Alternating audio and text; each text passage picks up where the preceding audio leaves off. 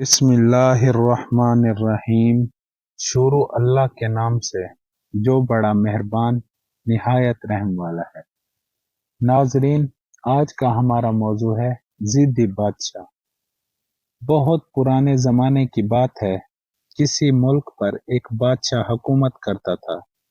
اس بادشاہ کی ایک بیٹی تھی جس کا نام شہزادی گلفشاں تھا۔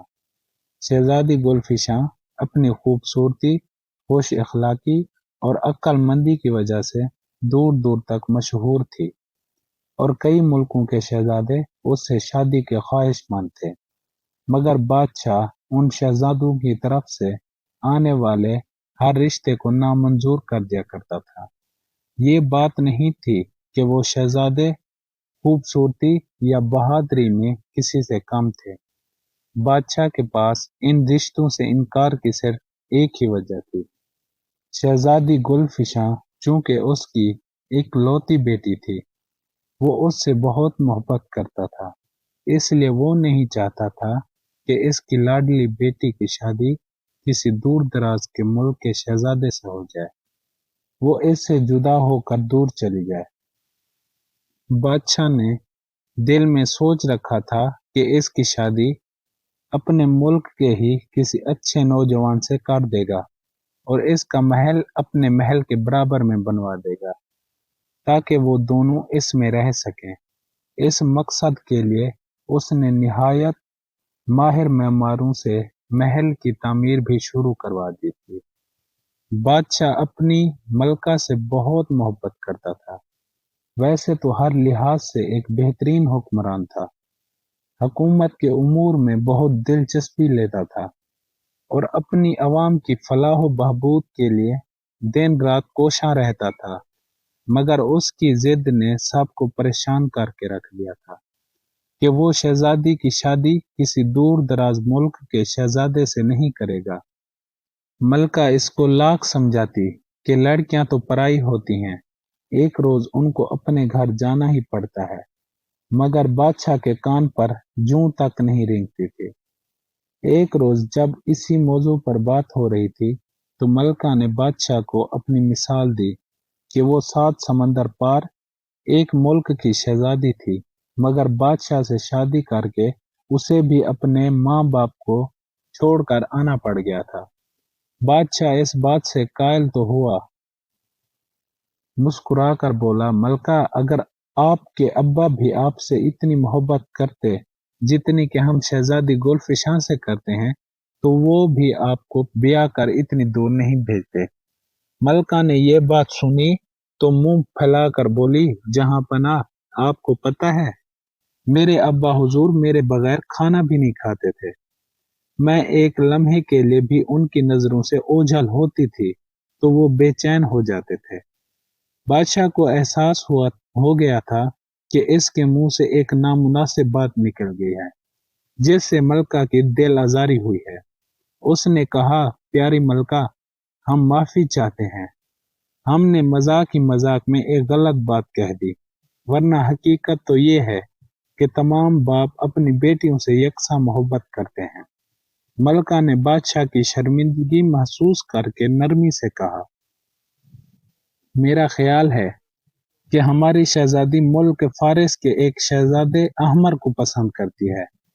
آپ کو یاد ہے نا، وہ اپنے ماں باپ کے ساتھ تھوڑے دن پہلے ہمارے ملک میں آیا تھا، دونوں حالانکہ چند روز ہی ایک ساتھ رہے، مگر اتنے کم عرصے میں آپس میں کافی گھل مل گئے تھے۔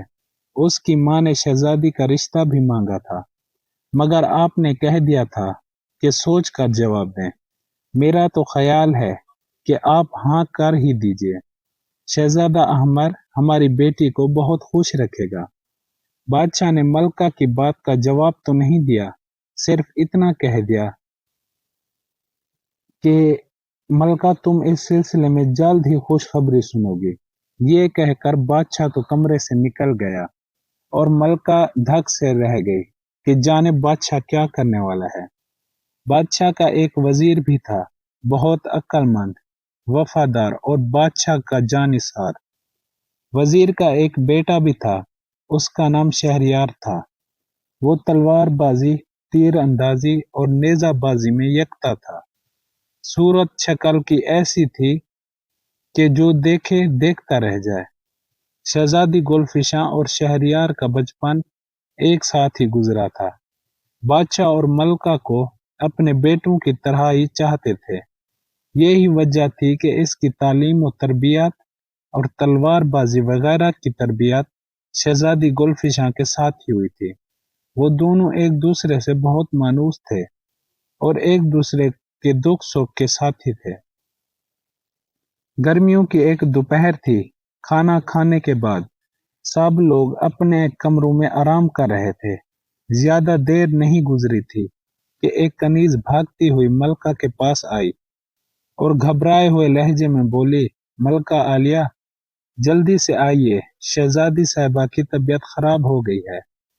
کنیز کی بات سن کر ملکہ گھبرا گئی اور دوڑ کر شہزادی کے کمرے میں آئی۔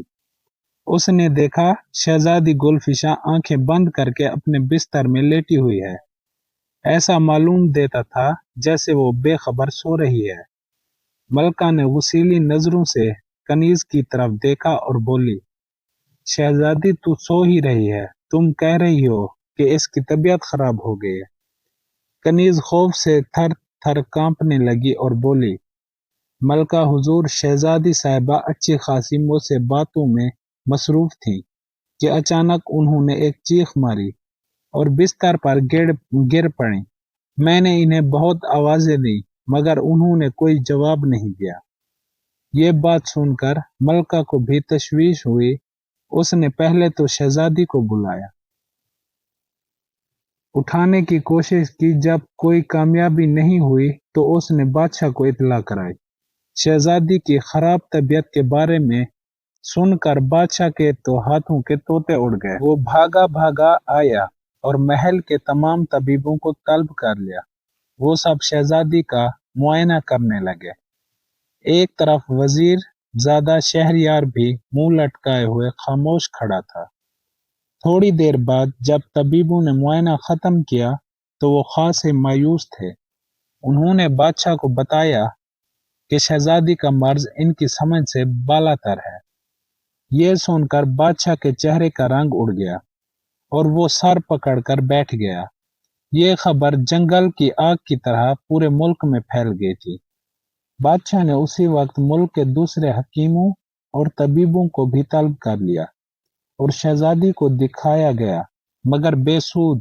شہزادی کا مرض کسی کی بھی سمجھ نہیں آیا تھا اور بدستور اپنے بستر پر بے سود سوتی رہی۔ اسی پریشانی میں شام ہو گئی۔ اگلے روز مایوس ہو کر بادشاہ نے یہ اعلان کروا دیا کہ جو بھی شہزادی کو نیند سے بیدار کرے گا، شہزادی کی شادی اس سے کر دی جائے گی۔